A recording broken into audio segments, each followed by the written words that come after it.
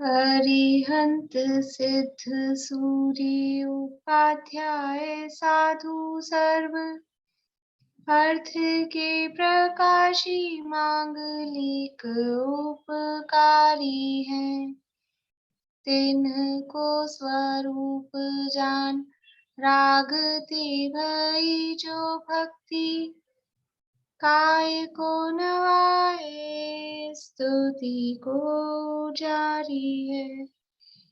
धन्य धन्य थे नहीं थे काज सब आज भय कर जोरी बार बार वंदना हमारी है। मंगल कल्याण सुख ऐसो हम चाहत हैं। हो मेरी ऐसी दशा जैसी तुम धारी है।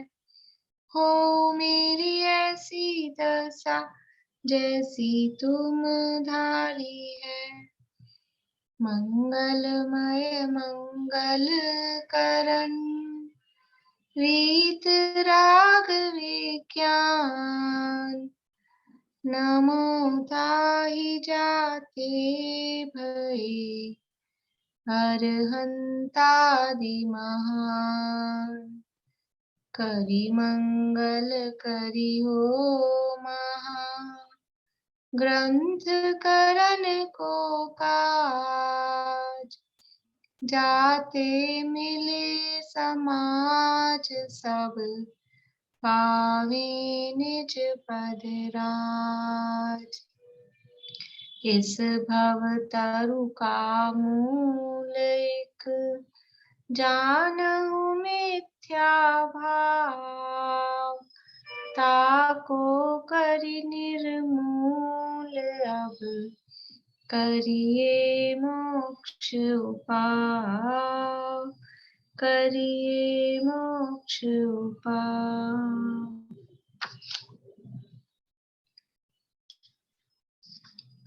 क्वेश्चंस अव्याभासी प्रकरण के हैं। कल 342 नंबर तक हुए थे, आज है 343। अव्याभासी की पेज नंबर आएगा 249, 249 नंबर पेज। अव्याभासी की दूसरी मान्यता बताइए और वह भ्रम क्यों है।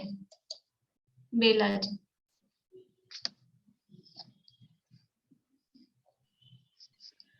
अव्याभासी की दूसरी मान्यता यह है कि निश्चय नहीं और व्यवहार नहीं दोनों को उपादेय मानता है। ये भी भ्रम है क्योंकि निश्चय व्यवहार दोनों का स्वरूप ही परस्पर विरोध सहित है। दोनों एक समान उपादेय नहीं हो सकते। ठीक है, दोनों का स्वरूप ही विरुद्धता सहित है तो दोनों एक से उपादेय नहीं हो सकते। हाँ प्रमिला जी, आप कुछ और बता रहे। अनम्यूट करिए।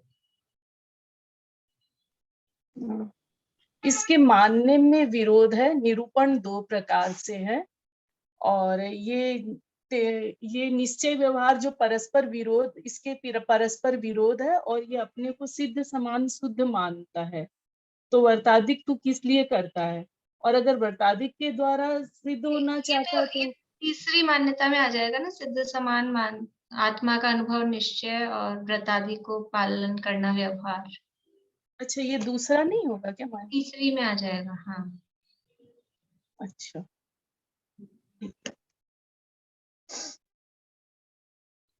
नेक्स्ट है, निश्चय व्यवहार का स्वरूप परस्पर विरुद्धता सहित किस प्रकार है। निश्चय व्यवहार का स्वरूप परस्पर विरुद्धता सहित किस प्रकार है।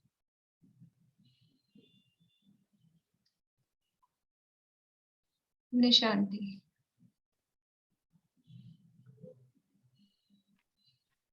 निश्चय व्यवहार का स्वरूप परस्पर विरुद्धता सहित है क्योंकि व्यवहार अभूतार्थ है। जैसी वस्तु नहीं है वैसे कथन करता है, सत्य स्वरूप का निरूपण नहीं करता। वह किसी अपेक्षा उपचार से अन्यथा निरूपण करता है तथा निश्चय न वह भूतार्थ है, शुद्ध है। जैसा वस्तु का स्वरूप है वैसा ही यथार्थ निरूपण करता है। इस प्रकार इन दोनों नयों का स्वरूप विरुद्धता से। बढ़िया। निश्चय ने जो कह मतलब वस्तु जैसी है वैसा कह रहा है, व्यवहार ने वस्तु जैसी नहीं है वैसा कह रहा है, तो दोनों का स्वरूप ही अपने आप में विरोध लिए हुए है। उभयाभासी की तीसरी मान्यता और उसका निराकरण करिए।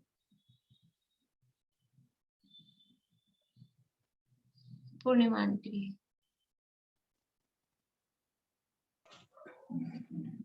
उभयाभासी की तीसरी मान्यता की भूल इस प्रकार है कि वो वर्तमान में अपने को सिद्ध समान शुद्ध आत्मा का अनुभव सुनिश्चय और व्रतशील संयमादि रूप प्रवृत्ति सुव्यवहार इस तरह से उसका मानना रहता है। ये उसकी तीसरी मान्यता की भूल है। परंतु क्योंकि किसी द्रव्य भाव का नाम निश्चय और किसी का नाम व्यवहार ऐसा नहीं है, एक ही द्रव्य के भाव को उस रूप ही निरूपण करना सो निश्चय है और उपचार से उस द्रव्य के भाव को अन्य द्रव्य के भाव रूप निरूपण करना तो व्यवहार है।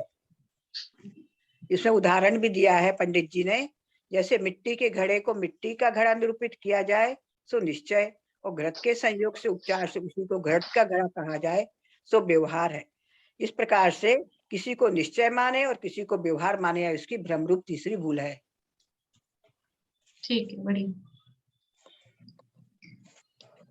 समयसार आदि ग्रंथों में शुद्ध आत्मा के अनुभव को निश्चय कहा है, व्रत तप संयम आदि को व्यवहार कहा है, उस प्रकार ही मानने में क्या दोष है?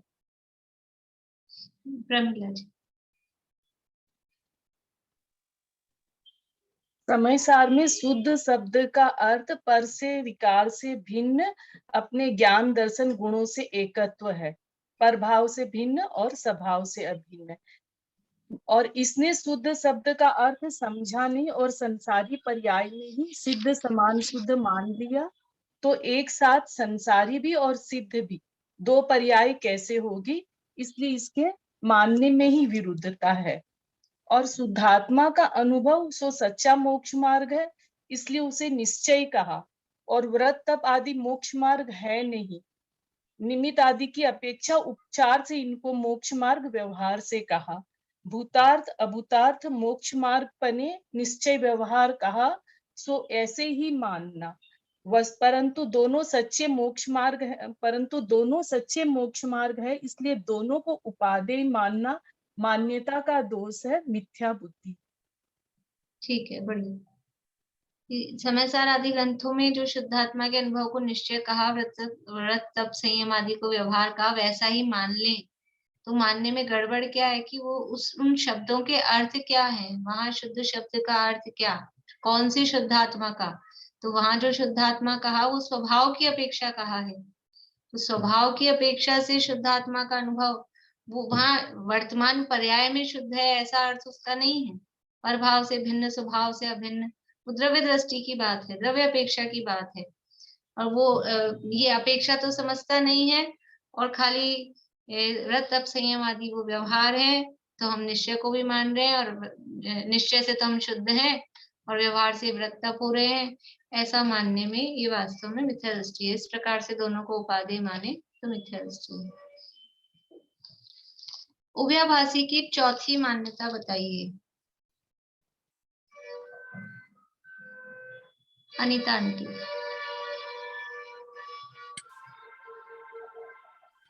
चौथी मान्यता है कि सिद्धांत तो हम निश्चय का रखते हैं और प्रवृत्ति व्यवहार रूप रखते हैं, इस तरह हम दोनों को अंगीकार करते हैं।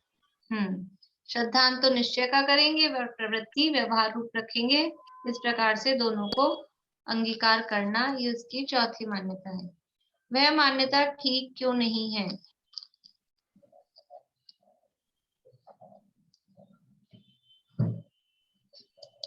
सुनीता आंटी। हाँ, क्योंकि निश्चय का निश्चय रूप श्रद्धान करना, व्यवहार का व्यवहार रूप श्रद्धान करना योग्य है। एक ही नय का श्रद्धान होने से एकांत मिथ्यात हो जाता है तथा प्रवृत्ति में नय का प्रयोजन तो होता नहीं है, प्रवृत्ति तो द्रव की परिणति है। तो पहला है कि जिस द्रव की परिणति हो उसको उसी की प्ररूपित करे सो निश्चय नय, और उसी को अन्य द्रव की प्ररूपित करे सो व्यवहार नय। ऐसा अभिप्राय अनुसार प्ररूपण से उस प्रवृत्ति में दोनों नय बनती है। कुछ प्रवृत्ति ही तो नय रूप है नहीं, इसलिए इस प्रकार भी दोनों नयों का ग्रहण मानना मिथ्या ही है। यानी श्रद्धान एक का श्रद्धान रखें, दूसरे की प्रवृत्ति रखें तो श्रद्धान तो एक ही का हुआ, तो ये एकांत रहा। और कोई अकेली एक प्रवृत्ति है, उसमें निश्चय, वो प्रवृत्ति निश्चय रूप या वो प्रवृत्ति व्यवहार रूप ऐसा नहीं होता है। एक ही प्रवृत्ति में प्ररूपण से, अभिप्राय अनुसार प्ररूपण से, यानी उसमें क्या हमारी क्या अभिप्राय है उसके हिसाब से उसको जब कहते हैं तो प्ररूपण से उसमें एक ही प्रवृत्ति में दो नए बनते हैं। कोई प्रवृत्ति तो नए है नहीं, प्रवृत्ति नए नहीं है, उस प्रवृत्ति को कैसा कहा जा रहा है उस अपेक्षा से उसमें नए बनते हैं। इसलिए इस प्रकार दोनों नयों का ग्रहण मानना वो मिथ्या है। एक और कर लेते हैं, फिर बाकी कल कर लेंगे आगे। डैश में नय का प्रयोजन ही नहीं है, डैश तो द्रव्य की परिणति है। बोलिए मनोरमा आंटी।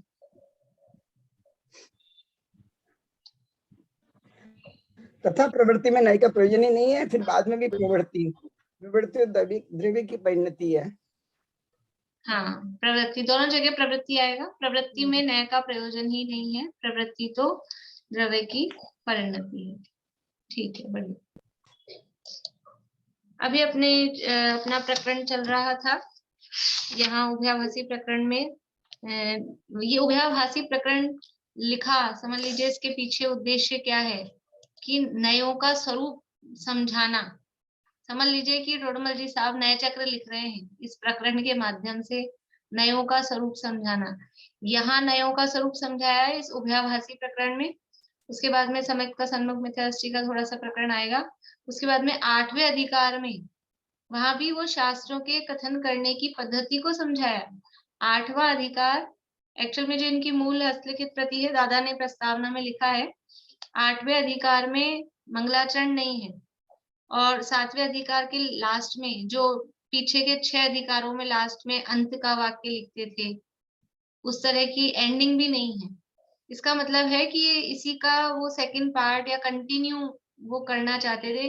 बहुत जगह उसमें काट ऐसे मतलब समझ लीजिए उन्होंने रफ लिखा था, वो शायद उसको सेट करते, कुछ चीजें आगे पीछे करते, जैसे अभी अब अपन कट पेस्ट कर देते हैं इसमें, तो वो कुछ ऐसा कुछ करते कि इसको पहले रखना है कि इसको बाद में रखना है, क्या उनके माइंड में जो भी रहा हो। लेकिन कभी कभी ऐसा होता है ना, जो विषय आ रहा है वो एक बार लिख लो, तो वो उन्होंने उस हिसाब से वो लिखा।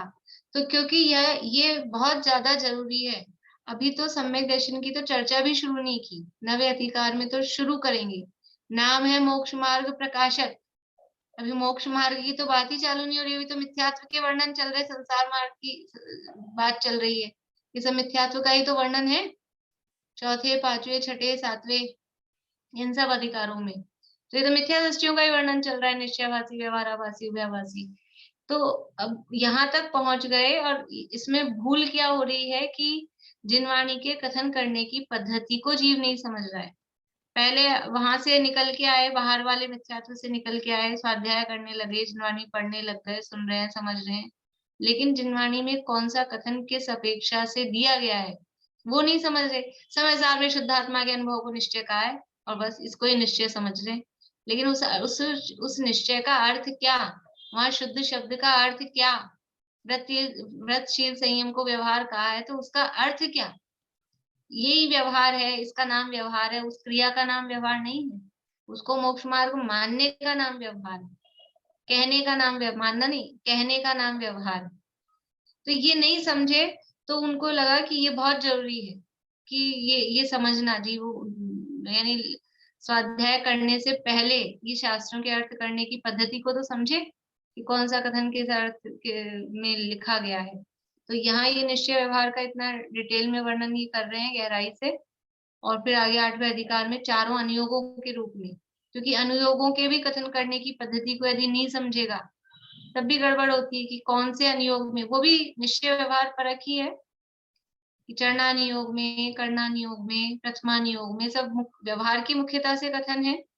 तो उनके कथन करने का प्रयोजन, उनके कथन करने की पद्धति यदि नहीं समझे तो सब गड़बड़ी गड़बड़ होती है। इसलिए ये यहाँ पर ये प्रकरण समझ लीजिए इसलिए आया है। तो यहाँ पर अपना प्रकरण चल रहा था 252 नंबर पेज पे कि व्यवहार बिना निश्चय का उपदेश कैसे नहीं होता। व्यवहार निश्चय का प्रतिपादक है, ये वाक्य हमने देखा था। प्रश्न ये था पीछे कि जिनवाणी में व्यवहार ने का कथन ही क्यों किया, जब व्यवहार ने असत्यार्थ है, अभूतार्थ है, जो कह रहा है वैसा है ही नहीं, तो जिनवाणी में व्यवहार का कथन ही क्यों किया। तो उसके दो कारण दिए मुख्य रूप से कि व्यवहार है वो निश्चय का प्रतिपादक है और व्यवहारी जनों को व्यवहार की भाषा में ही समझाया जा सकता है, म्लेच्छ को म्लेच्छ भाषा में ही समझाया जा सकता है। ऐसे ही व्यवहारी जन है, व्यवहारी जनों को व्यवहार की भाषा में ही समझाया जाता है, इसलिए जिनवाणी में ये व्यवहार का कथन किया गया है। तो फिर वो प्रश्न कर रहा है कि व्यवहार निश्चय का प्रतिपादक कैसे है, व्यवहार निश्चय को कैसे बता रहा है। तो उसके लिए 3 बिंदु कल दिए थे कि निश्चय से तो आत्मा परद्रव्य से भिन्न, स्वभाव से अभिन्न, स्वयं सिद्ध वस्तु है। यदि ऐसा ही किसी को कहते रहे तो समझ में नहीं आता है। तो उनको समझाने के लिए नर नारक आदि भेद करके, नारकी जीव, मनुष्य जीव, चींटी जीव, ऐसा भेद करके उनको समझाया तो समझ में आता है। ये एक बात हुई। भेद करके मतलब पर्याय की अपेक्षा से बताया। द्रव्य समझ में नहीं आता है, पर्याय जल्दी समझ में आ जाती है। स्पर्श गुण बोले तो नहीं समझ में आता है, और ये ठंडा लग रहा है, गर्म लग रहा है, हल्का लग रहा है, भारी लग रहा है, तो समझ में आ जाता है। तो वो उस हिसाब से जिस तरह समझ में आए वैसे समझाते हैं। फिर ऐसे ही आत्मा तो आत्मा है, अभेद अखंड आत्मा है, अभेद अखंड आत्मा कहते हैं तो समझ में नहीं आता। अनंत गुणों का गोदाम है, अनंत गुणों का गोदाम है, गुणों का अखंड पिंड है।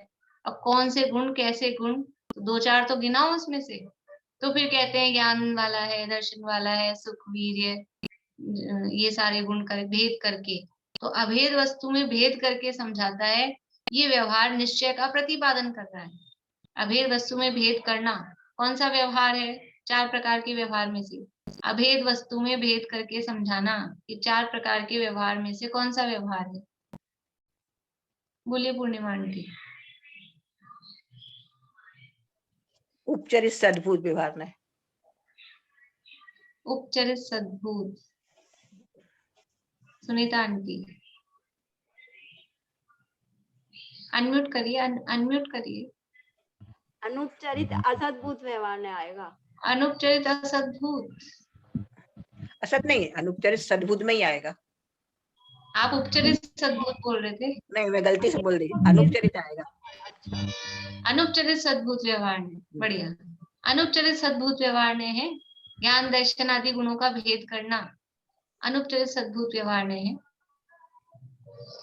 तो ये भेद करके कथन करना ये व्यवहार ने है, ठीक है। अब तीसरा क्या कहा था कि निश्चय से तो वीतराग भाव मोक्ष मार्ग है। यही किसी को कहते रहे वीतराग भाव तो समझ में नहीं आता है, तो उसको समझाने के लिए व्रत, शील, संयम आदि के भेद से, वो व्यवहार से ये भी मतलब व्रत क्या है, मोक्ष मार्ग की व्रत करो, शील पालो, संयम पालो, ऐसा उसको व्रत, शील, संयम आदि रूप ये वीतराग भाव के विशेष बतलाते हैं, तब उसको वीतराग भाव की पहचान होती है।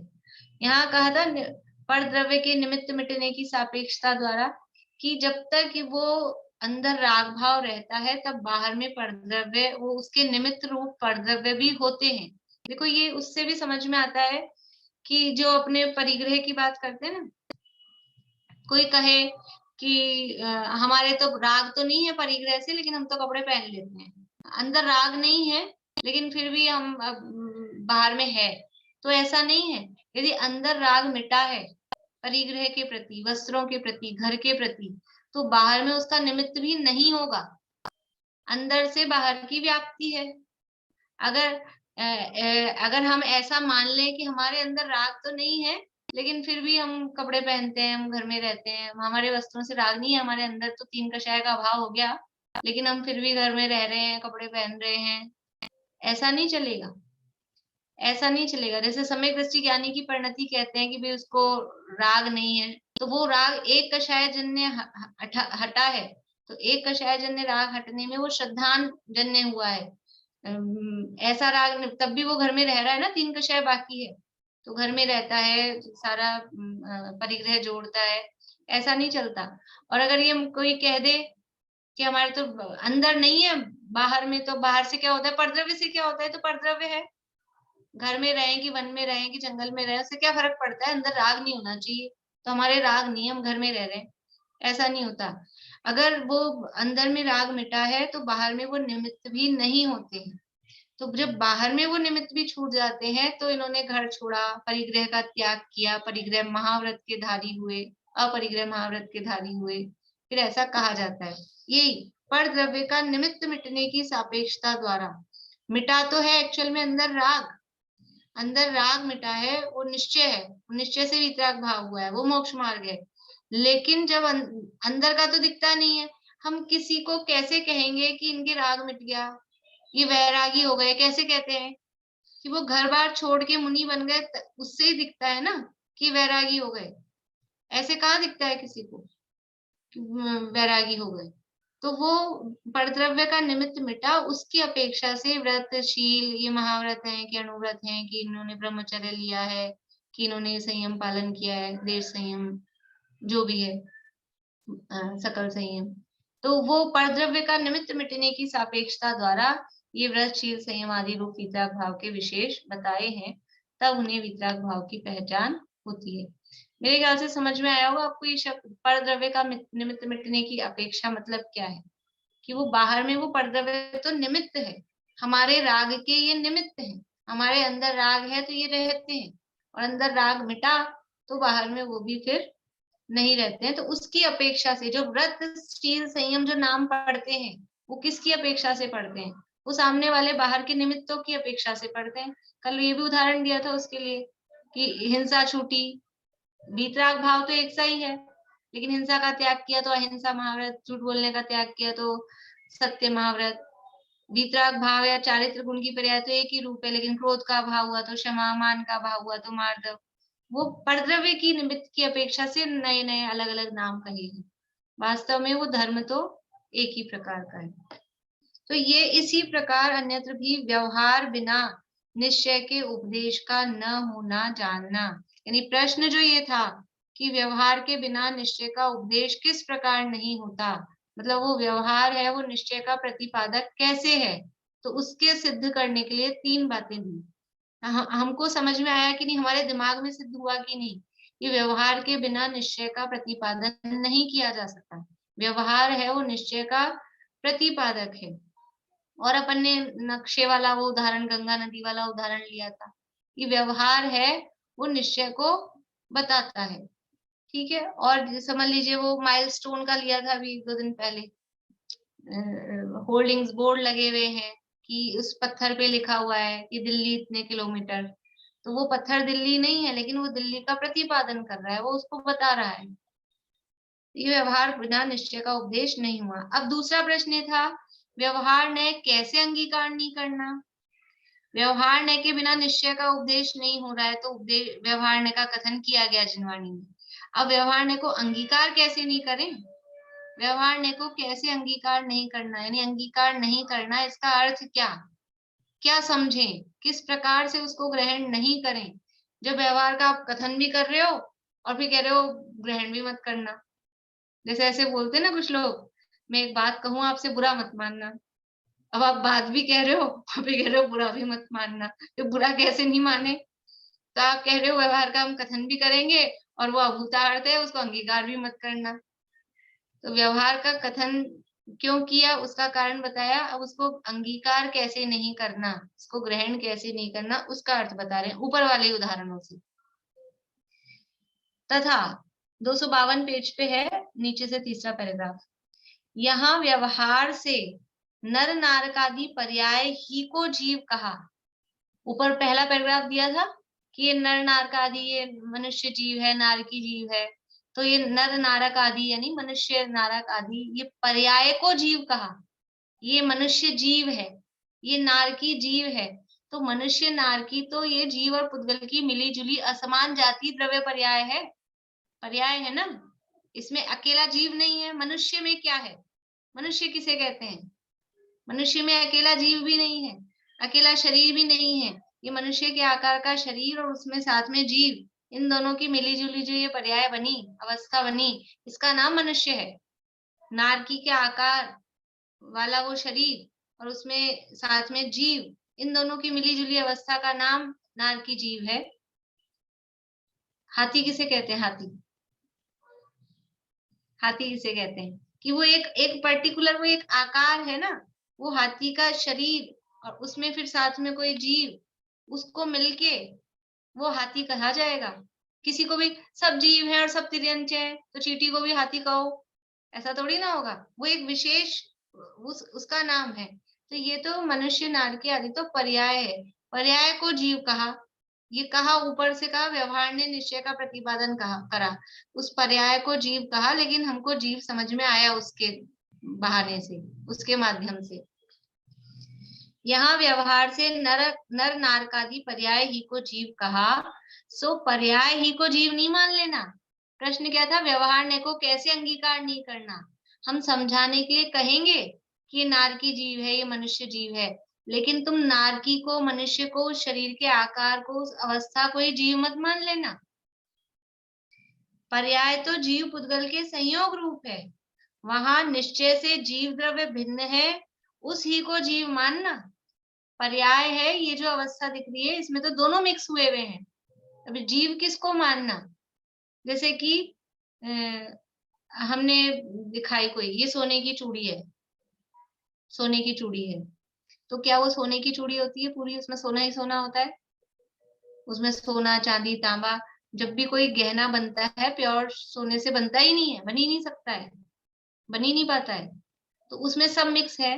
तो उसको वो उस चूड़ी, अब पर्याय है ना, वो चूड़ी पर्याय, सोना चांदी तांबा मिली जुली पर्याय है, उस पर्याय को लेकिन सोना कहा, तो उसको सोना मत मान लेना पूरे को। उसमें सोना कुछ अलग है और वो मिलावट अलग है। सुनार की दृष्टि वो भेद दृष्टि होती है। ये वो व्यवहार को अंगीकार नहीं करता है, वो व्यवहार का ग्रहण नहीं करता है। व्यवहार से कथन करेंगे, ऐसा बोलता है उससे कोई व्यक्ति, ये सोना चांदी तांबे की चूड़ी, ऐसा कोई कहता है? कथन करने में वही कहा जाएगा, ये सोने की चूड़ी है, ये सोना है, चूड़ी भी छोड़ो, ये सोना है, ये मेरे पास सोना रखा है, ऐसा कहते हैं अपन, उसको सोना कहा जाएगा। पर्याय की अवस्था शब्द भी नहीं बोलेंगे, लेकिन फिर भी समझना क्या है, उसमें सोना क्या है और मिलावट जो एक्स्ट्रा चीज है वो क्या है। तो यहाँ पर्याय को जीव कहा, सो पर्याय ही को जीव नहीं मान लेना। पर्याय तो जीव पुद्गल के संयोग रूप है, वहां निश्चय से जीव द्रव्य भिन्न है, उस ही को जीव मानना। बहुत सारी चीजें हैं, समझ लीजिए, बाजार से थैली में केला लेकर आए, थैली में थैला में लेकर आए और पकड़ाया लाके, लो केला, तो क्या उस थैली को केला मान लेते हैं हम? जो भी चीज है, कोई भी चीज मिठाई डब्बे में आती है, तो ये लो रसगुल्ले, तो क्या उस डब्बे को रसगुल्ला समझ लेते हैं? वो थैली में आए, डब्बे में आए, जिस भी चीज बर्तन में आए हैं, उसमें रसगुल्ला क्या है और ये डब्बा क्या है, वो भेद समझ में आता है ना। बिल्कुल हम मानते हैं, व्यवहार को अभूतार्थ करते, अंगीकार नहीं करते। दुनिया में लोक व्यवहार में व्यवहार को व्यवहार ही समझते हैं। ये लो चीनी का डब्बा, तो क्या डब्बे को दूध में घोल देते हैं? क्या करते हैं? व्यवहार को अंगीकार नहीं करते हैं, उसमें समझते हैं कि चीनी का डब्बा कहाँ है, और ये डब्बा कोई चीनी का नहीं है, चीनी नहीं है, दूध में तो जो चीनी है एक्चुअल वही डाली जाती है। लेकिन यहाँ क्या करते हैं, यहाँ जिनवाणी में व्यवहार से कथन किया है और उसी को सत्यार्थ मान लेते हैं। वहां निश्चय से जीव द्रव्य भिन्न है, उसी को जीव मानना।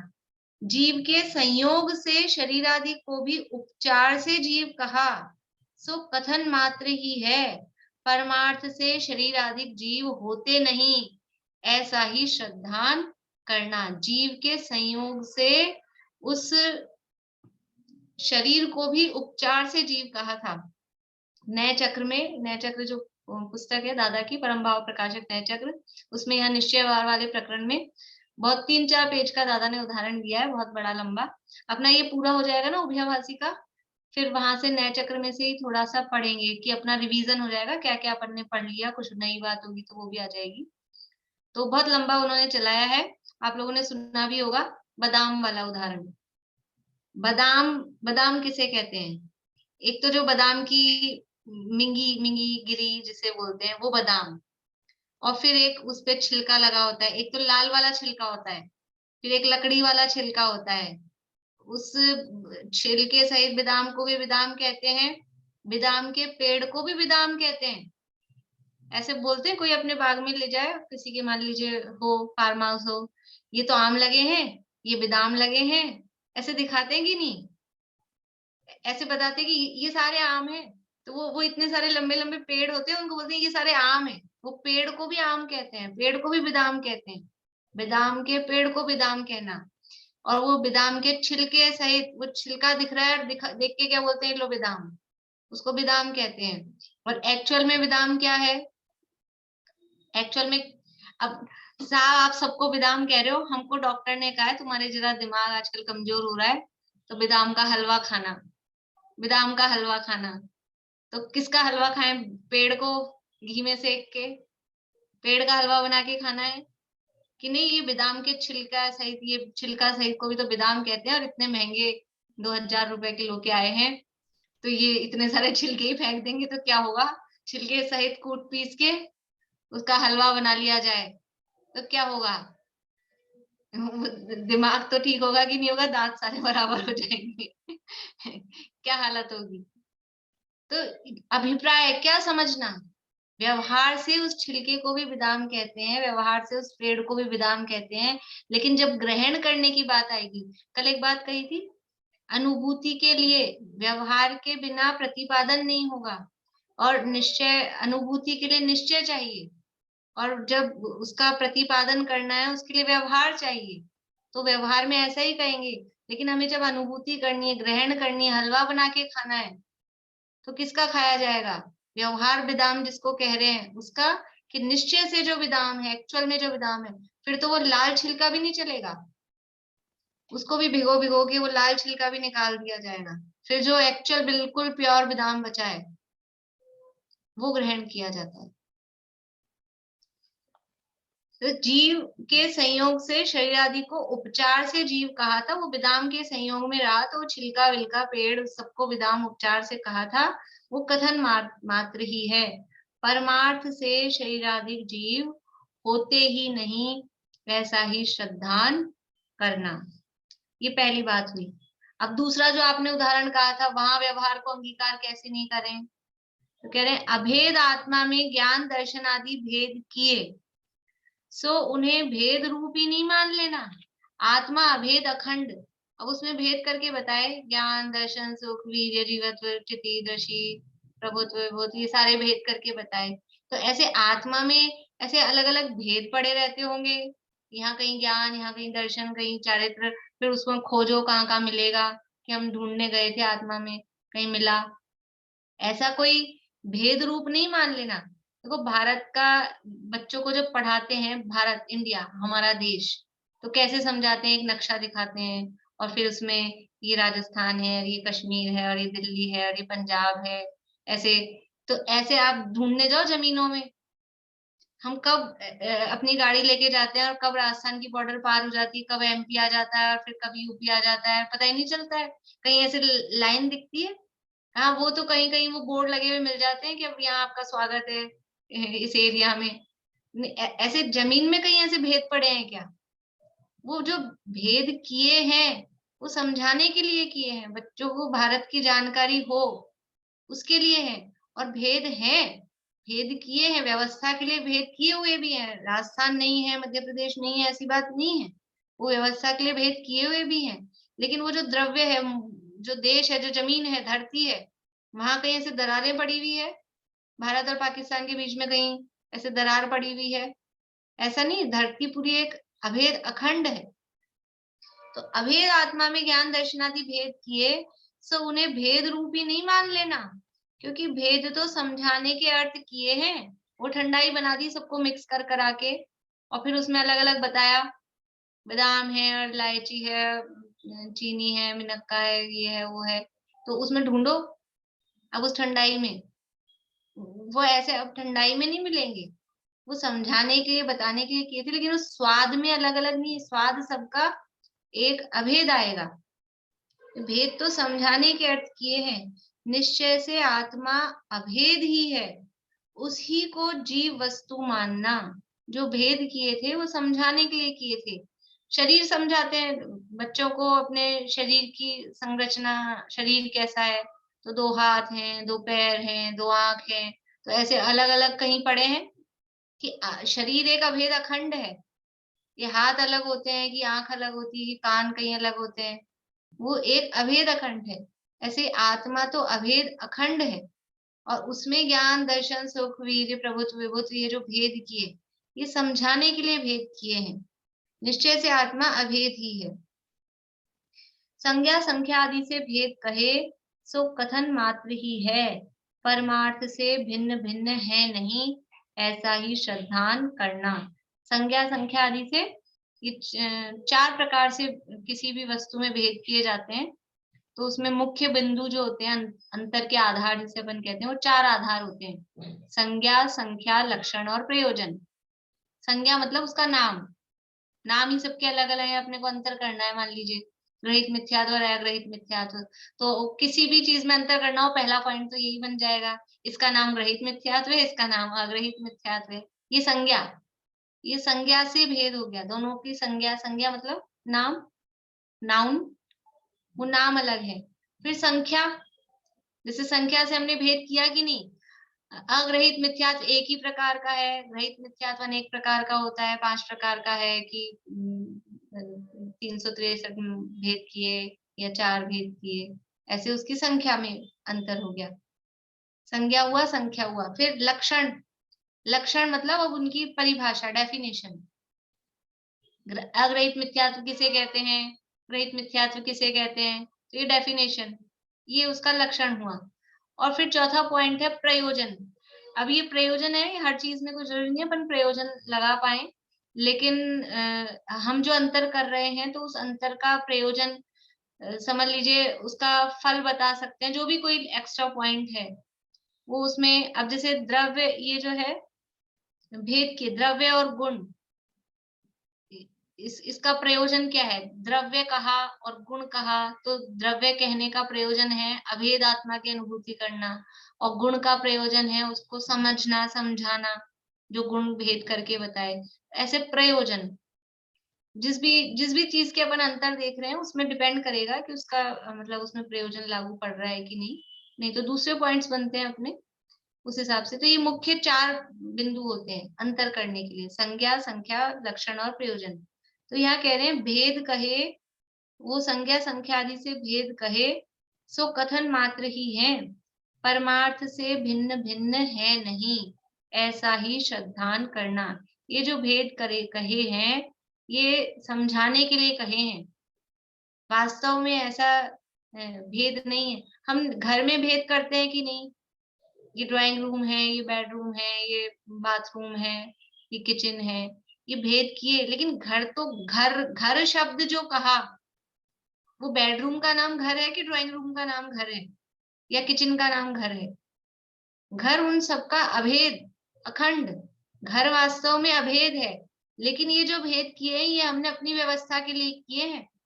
लेकिन कोई आपको मना करता है आप ड्राइंग रूम में सो जाओ बेडरूम की जगह, और आप किचन में ही सो जाओ चटाई लगा के तो कोई मना करता है? अगर किसी की जगह है, हाँ मम्मी जी तो जैसे एक आसन वगैरह करते हैं ना, हाँ बहुत बड़ी भी है वो कमरा ही है, तो वहीं चटाई लगाते हैं, फिर वहीं क्योंकि वो मतलब गद्दे का तो उस पे तो त्याग रहता है, तो चटाई पे ही सोना है, तो क्या करें, वहीं चटाई लगा के वहीं सो जाते हैं। तो कोई मना करता है? कोई मना थोड़ी ना करता है। लेकिन ये हमने जो भेद किए हैं, ये भेद किए हैं अपनी व्यवस्था के लिए। घर तो अभेद, अखंड, पूरा सब कमरों को जितने भी हैं सबको मिला के अभेद का नाम घर है। तो ये वस्तु तो अभेद है, वस्तु में ऐसे भेद नहीं है। देखो अभी आगे दूसरी बात भी कहेंगे, वस्तु में भेद नहीं है इसका मतलब ज्ञान नहीं है, दर्शन नहीं है, सुख नहीं है, वीर्य नहीं है। ऐसा है क्या? ऐसा है क्या?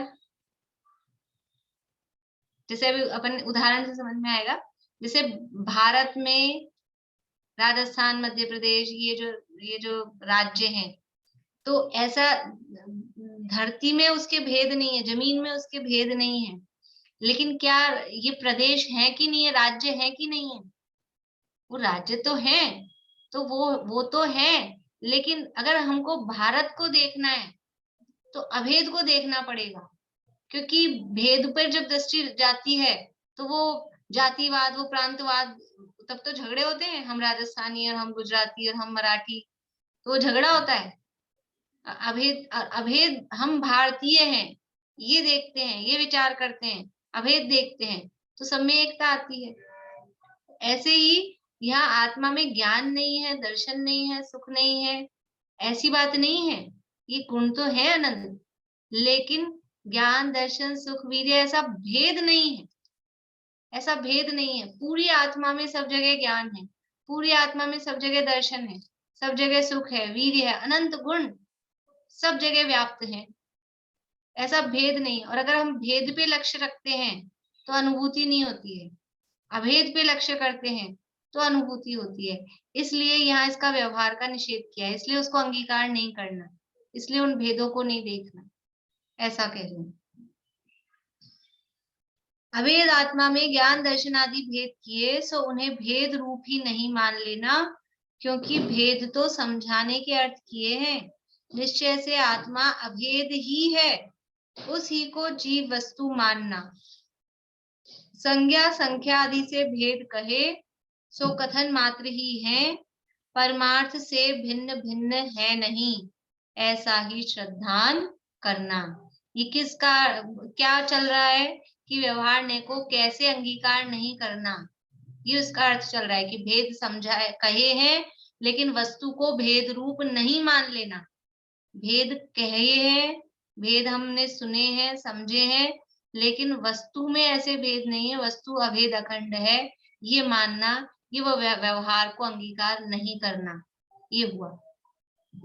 ठीक है, आगे तीसरा पॉइंट जो था मोक्ष मार्ग संबंधी, तथा परद्रव्य का निमित्त मिटने की अपेक्षा से व्रत, शील, संयम आदि को मोक्ष मार्ग कहा।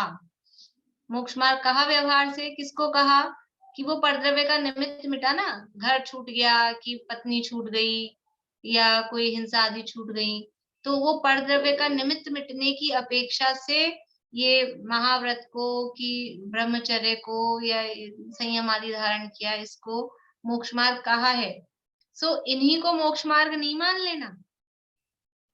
जैसे पीछे एक उदाहरण दिया था व्यवहाराभासी के प्रकरण में कि कोई वो धान को कूटता था तो उसमें से तुस दिखते थे, तो वो समझ रहा था कि तुस कूटने से चावल निकल के आता है, तो कोई अकेला तुसको ही कूटे तो उसको चावल धान थोड़ी ना मिलेगा।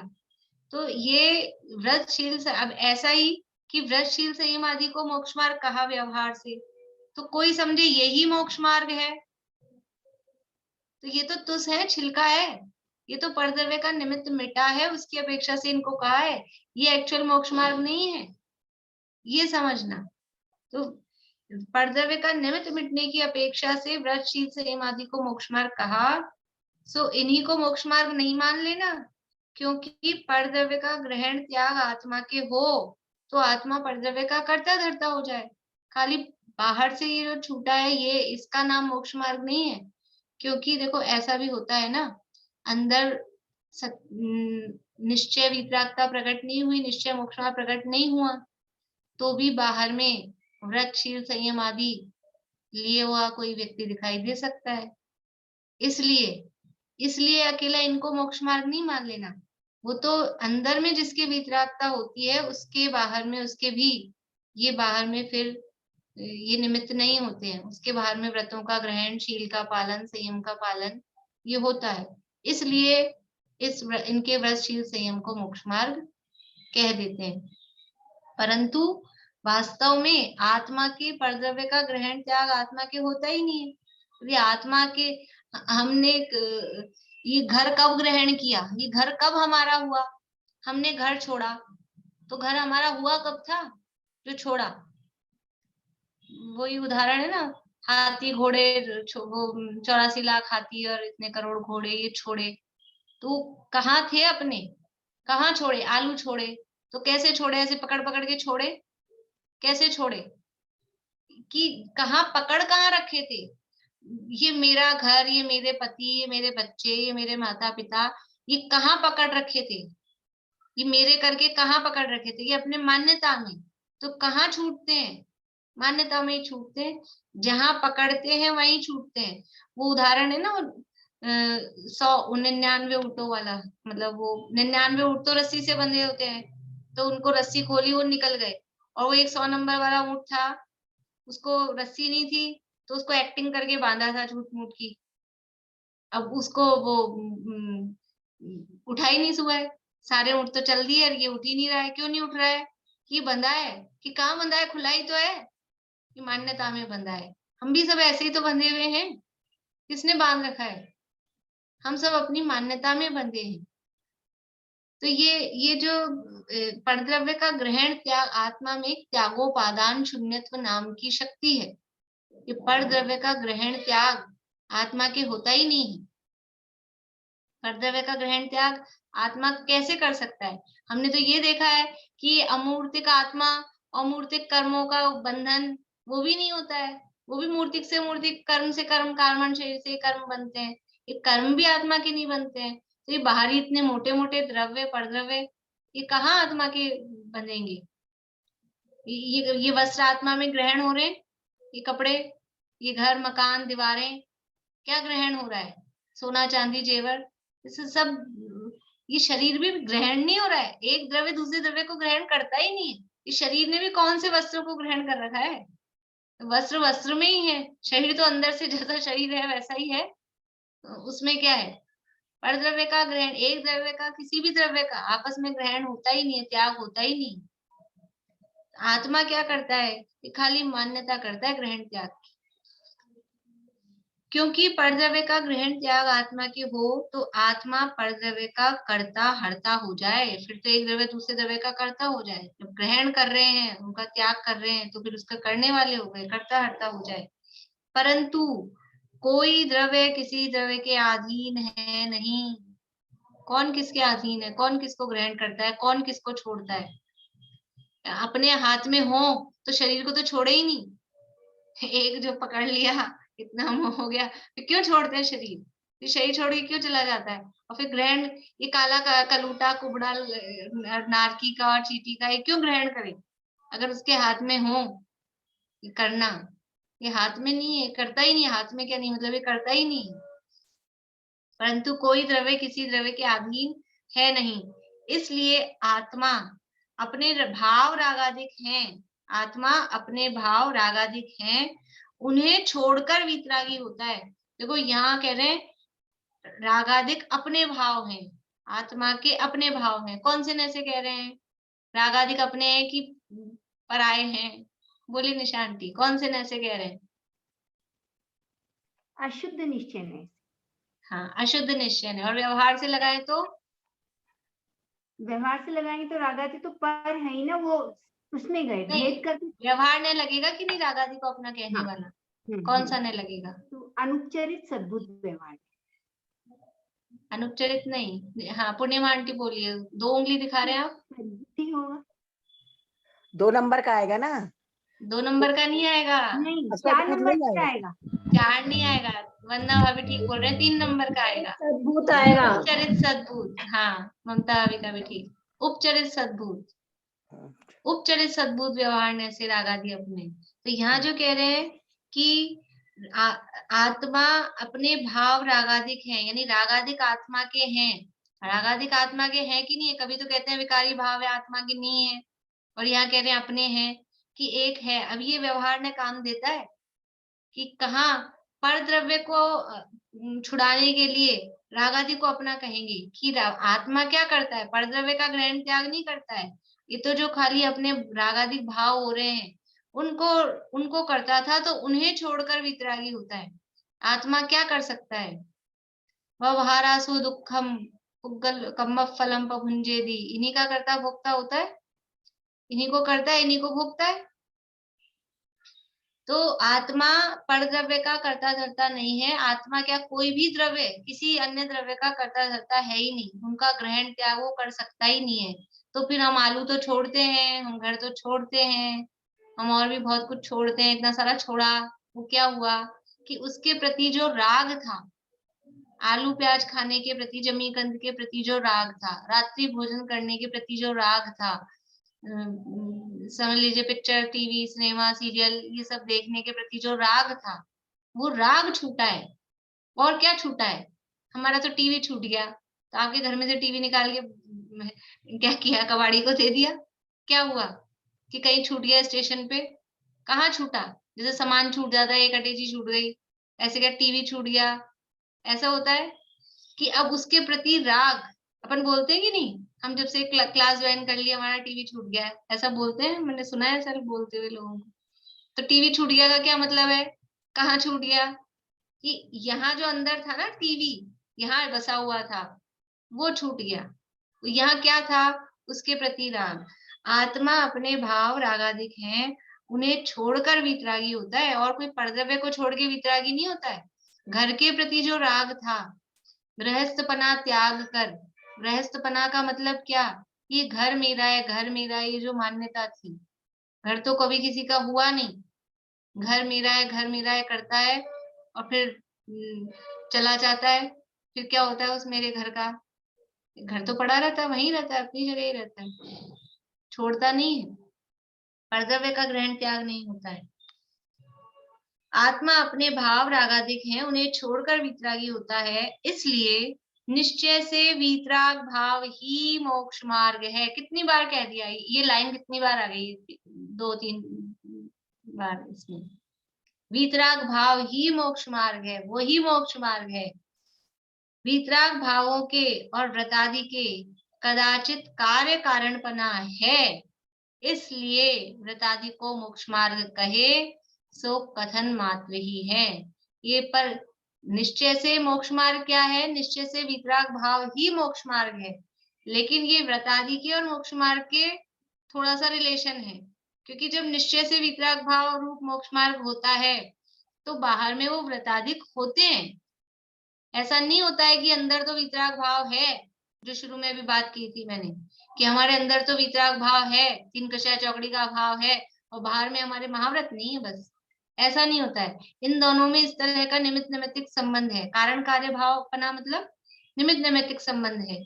अंदर में वितराग भाव रूप मोक्ष मार्ग होगा तो बाहर में निमित्त रूप में परद्रव्य के निमित्त मिटे हुए मिलेंगे। ये घर गृहस्थी छूटी हुई मिलेगी, बाहर में महाव्रत, शील, संयम आदि की का पालन करता हुआ दिखेगा। तो इनके कदाचित, कदाचित मतलब किसी अपेक्षा और निमित्त नैमित्तिक संबंध की अपेक्षा से कार्य कारणपना है, इसलिए व्रतादि को मोक्ष मार्ग कहे। क्योंकि निमित्त नैमित्तिक संबंध है तो वो व्रतादि को जो मोक्ष मार्ग कहा है एक्चुअल मोक्ष मार्ग नहीं है, एक्चुअल तो यही है, लेकिन इसको फिर भी जो मोक्ष मार्ग कहा है सो कथन मात्र ही है, वो कहने मात्र का है। क्या करें, दुनिया में बाहर का देखकर ही कथन किया जाता है, बाहर से ही सारा कथन होता है। परमार्थ से बाह्य क्रिया मोक्ष मार्ग नहीं है, ऐसा ही श्रद्धान करना।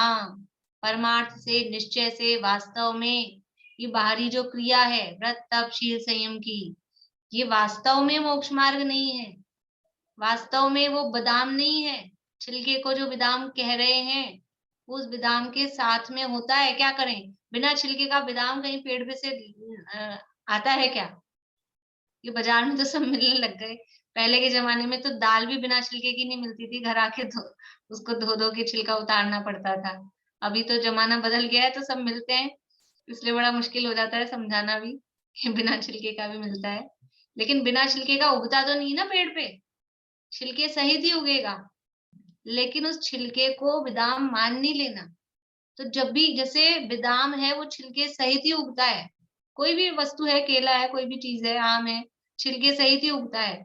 ऐसे ही जो निश्चय मोक्ष मार्ग है वो भी ये व्यवहार, व्रत, शील, संयम वाला जो छिलका है ना, उस छिलके सहित ही होता है। बिना इस छिलके के निश्चय मोक्ष मार्ग मिल जाए, अकेला सिंगल वितराग भाव, वो नहीं होता है।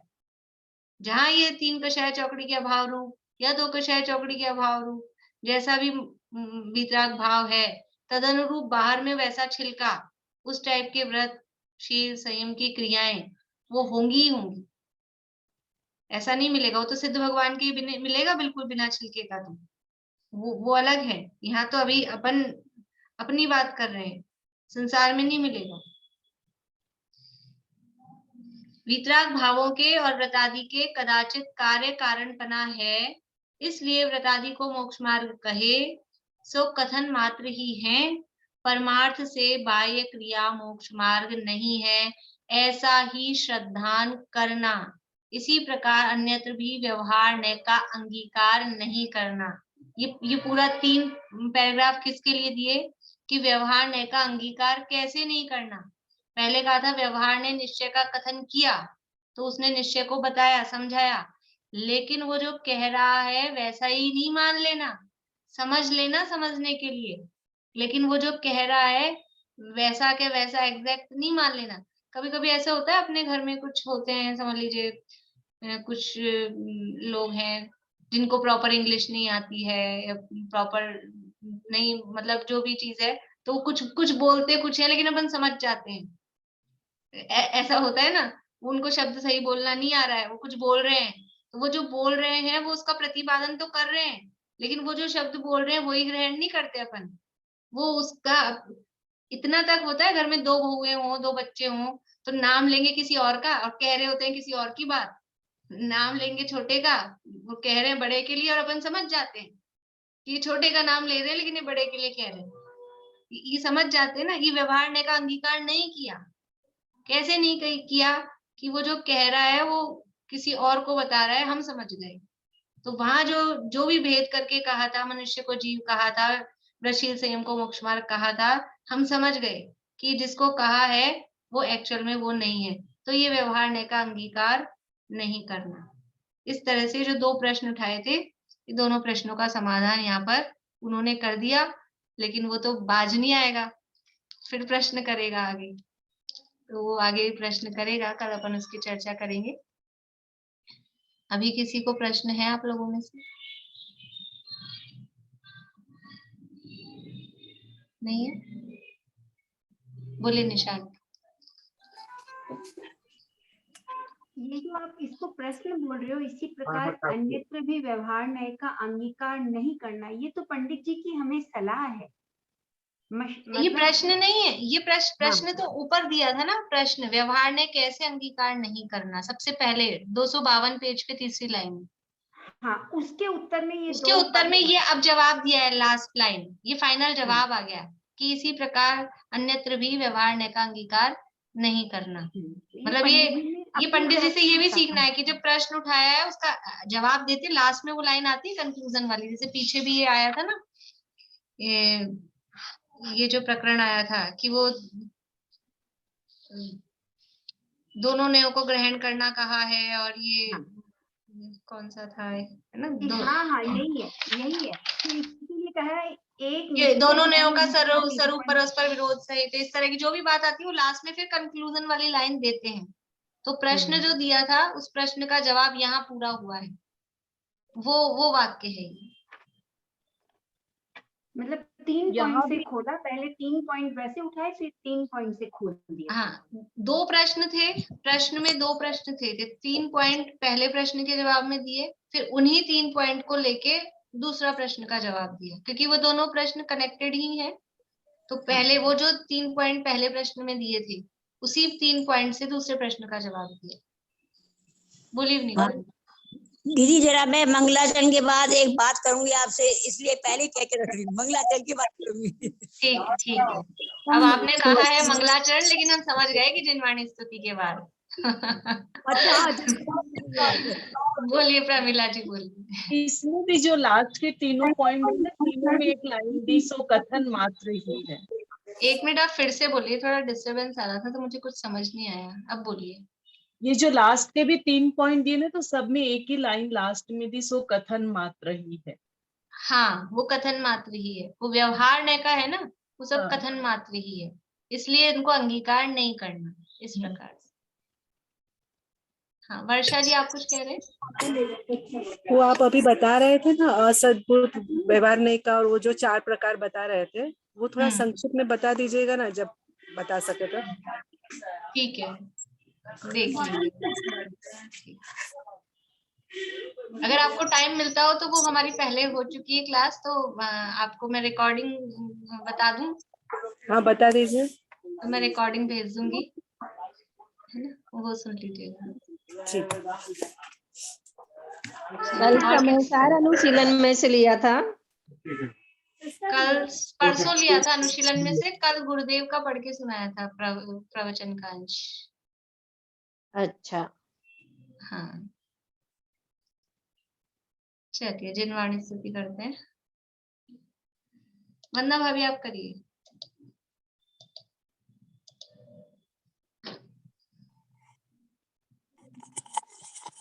हे पाणी पात्री वीर जिन जग को बताया आपने, जग जाल में अब तक फंसाया पुण्य एवं पाप ने। पुण्य एवं पाप से है पार मग सुख शांति का, यह धर्म का है मर्म, यह विस्फोट आत्म क्रांति का।